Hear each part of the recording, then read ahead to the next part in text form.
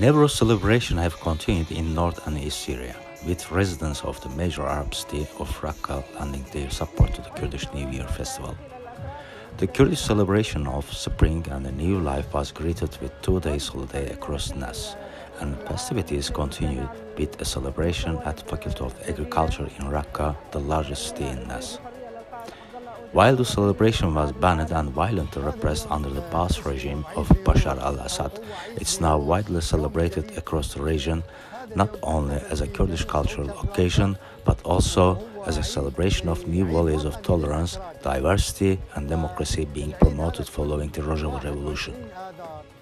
The participation of the Arab community in the city marks a significant demonstration of coexistence in the region, where the governing autonomous administration attempts to promote values of what it calls the brotherhood of peoples. One Arab attendee, Mustafa Hami, said, "Newroz is a national holiday for all the peoples of the Middle East, while for the Kurds it's a celebration of deliverance from oppression and persecution." The Newroz festival is associated with the Kurdish folk story of Kava the blacksmith, who light a fire encouraged repressed people to rise up against their king. The festival's connotations with liberation from the repression have special significance in Raqqa, which was for years the de facto capital of the ISIS in Syria until it was liberated in 2017.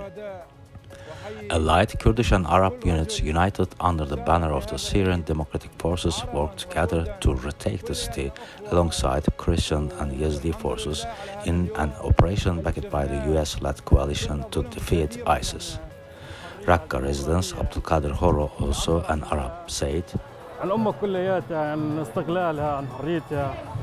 "This is holiday, and I hope the holiday will mark an end to the wars in the region." Members of the city Kurdish minority also attended the festival, with local Kurd Simene Yasin said that the holiday now represents freedom not only for Kurds but for the whole world.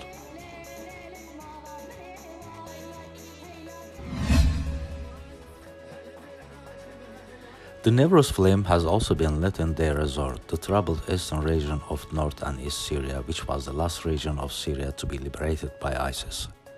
Deir-Ez-Zor remained under ISIS control until March 2018, when the Syrian Democratic Forces retook control.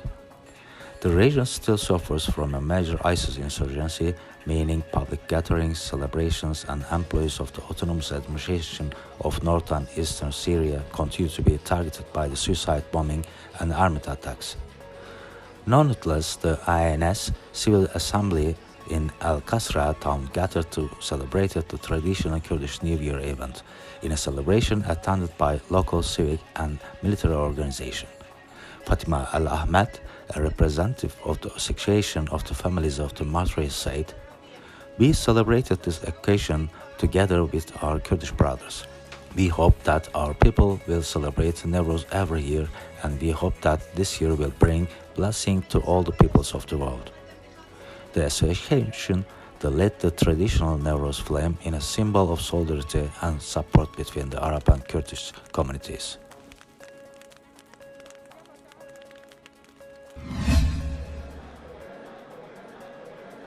Newroz celebrations have also continued among the Kurdish diaspora, with events held across Europe and Asia in regions with a significant Kurdish population. In Moscow, the capital of Russia, members of the local Kurdish community gathered to celebrate the occasion along with local friends and supporters. The celebration was held under the slogan, "It's time for freedom for Abdullah Öcalan, the Kurdish people's leader," with attendees noting it was the 15th anniversary of Abdullah Öcalan attending a foundational Newroz celebration in Turkey. The event was attended by the Kurdish Freedom Movement's official representative in Russia and saw traditional Kurdish dances and music, and as well as speeches.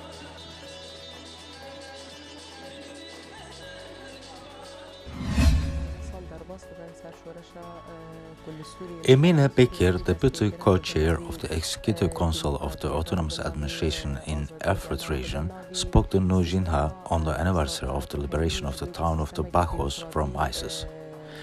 3 years have passed since the liberation of the town of the Baghuz, the last area under the control of ISIS.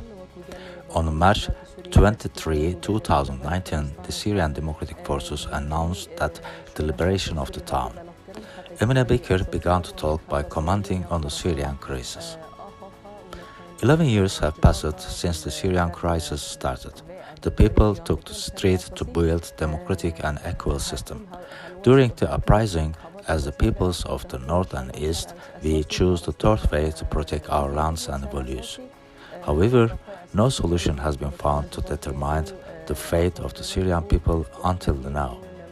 Amid these conflicts and chaos in Syria, our project in North East Syria has succeeded, and our revolution has become stronger.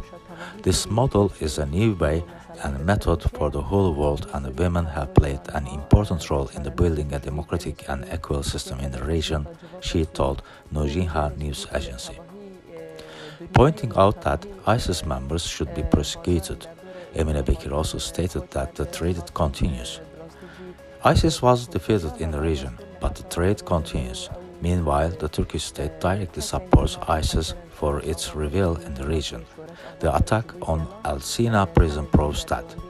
The aim of the attack was to take control of northeast Syria. If the plan of the ISIS had come true, it would have a negative impact on Syria and the whole world. But our forces repulsed this attack, stating that international community and all authorities must fulfill their responsibilities against ISIS in the refugee camps and prisons, Bekir said. An international tribunal should be established to prosecute the ISIS members. ISIS members in northeast Syria pose a grave threat to global security. SCF has already fulfilled its responsibilities and paid great prices. Now, the international community should fulfill its responsibilities. ISIS members should be prosecuted.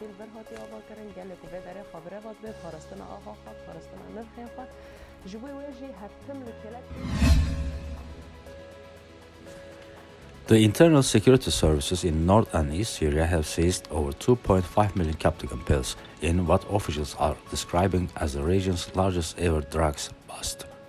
438 kilograms of captagon, equivalent to 966 pounds, were seized from a warehouse in Kamışlı, the region's largest Kurdish majority city and de facto capital.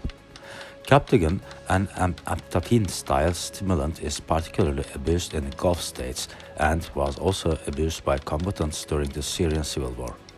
It's primarily produced in Syria and Lebanon and has been a key source of revenue for the state and non-state actors in the region, including the Ba'ath government of Bashar al-Assad as well as his allies in Lebanon. In a statement, the Asayish or Internal Security Services indicated that proxy militias controlled by the Turkey and united under the banner of the Syria National Army are also involved in the trafficking of illegal substances through Syria. The drugs were reported to be destined for Iraq and presumably destined for the Gulf, though further details are yet to be revealed. The Asayish said foreign parties are involved in the distribution and sale of narcotics in our region. Against this, our forces maintain security and stability. These narcotics are being introduced in order to damage the social infrastructure and societal values in our region, as well as crossing into other states. According to EU-funded report, captagon sales from Syria reached a market value of at least $3.46 billion in Syria in 2020, constituting a major portion of revenue in the war-torn country. Seizure in Ennes and elsewhere and increasingly frequent, including on European shores. Close to 50 million pills have been seized across the region since the start of the year, according to the AFP.